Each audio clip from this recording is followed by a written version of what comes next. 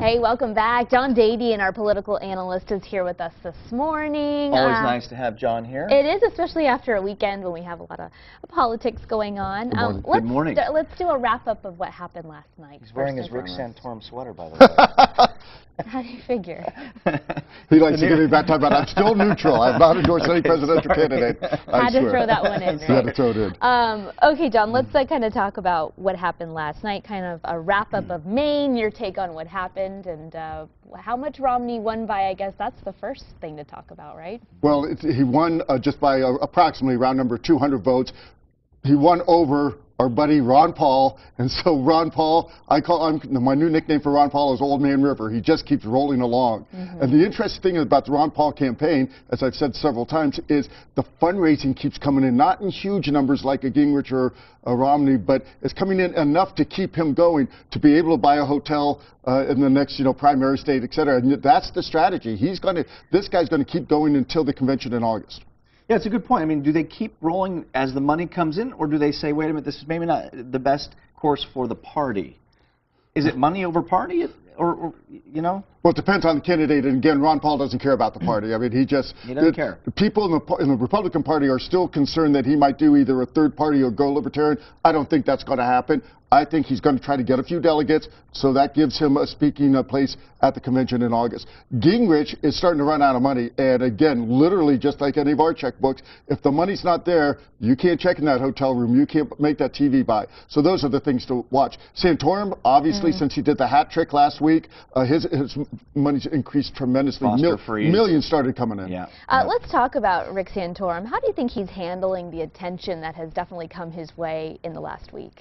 That's a great question, and I saw a terrific analysis that was just phenomenal. It said that instead of taking the position that now we've got momentum or anything, he's actually taken the position, why is everybody surprised? I knew I'd be here, and so he's trying to start a Romney strategy of saying, I'm the one going against the president. He's almost taken the stance that I am going to be the nominee, which is interesting because his surge is so recent. Can he bridge that gap to the social conservatives in the GOP? Oh, absolutely. They're looking for somebody. They've been hoping, etc. They were willing to settle on Gingrich, but they were never really comfortable with them. So this really is the candidate. There's only been one question, both for social conservatives and people who wanted to support Santorum for other reasons. There was only one issue, and that was viability. Now with that hat trick, now he has viability. As an analyst, John, you've got to love what's going on right now, because I feel like every week you're coming in here and we've got a different topic. Famous, some people call it a Chinese proverb, it's really a Chinese curse, and that is, be grateful you live in interesting times. It doesn't get more interesting than this as far as from a political perspective. Yeah, and what do you think about the changes, though? This is really the first election where the rules have changed. I mean, the Supreme Court changed the rules with the money that's flowing into these campaigns. What do you think You're talking about because of the super PACs? Yeah, because of the super PAC. What do you think about that, and do you think that's good for the country?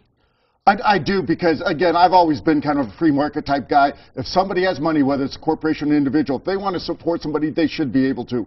The issue, when people talk about my pet peeve of political fundraising reform, to me the only issue is transparency. Make everything reportable. Make it reportable with 24 hours. We have the technology now. But as far as limits, I think as long as people know where it's coming from, and we do. One last question we want to get in here, and this is a local question. The mayor visiting Washington this weekend. What do you expect is going to be taking place with this visit? Oh my, how things have changed. When you think of that the reason the mayor's in D.C. is to give a speech to the press club to give an update on San Diego, why things are so good, what we're doing good, which are a lot of great things, etc. When you compare that to literally just the previous mayor, who was dubbed one of the worst mayors in America, and got this city the nickname of Enron by the Sea, my, how times have changed. So they're welcoming Jerry Sanders, and I'll be honest with you, Jerry Sanders is one of the best mayors we've had in quite a long time. And obviously a positive trip then. Oh, absolutely. Again, they want to hear what he's done right. They don't invite you back there just to hear you talk. They're very interested. San Diego's back on the map for the positive. For the younger folks in our audience, they may not know. I mean, he may be the best mayor since Pete Wilson. Is that a stretch to say? I mean, that goes back to the 70s. I would think so. I think that's absolutely, because again, Pete Wilson took over at a time when the city was just starting to come into its own. But things such as that we take for granted, such as the trolley, such as Horton Plaza, that was all under Pete Wilson. All right, John. John, thanks so much for coming in. Good to see you both. Love your sweater. Thank you. Okay. More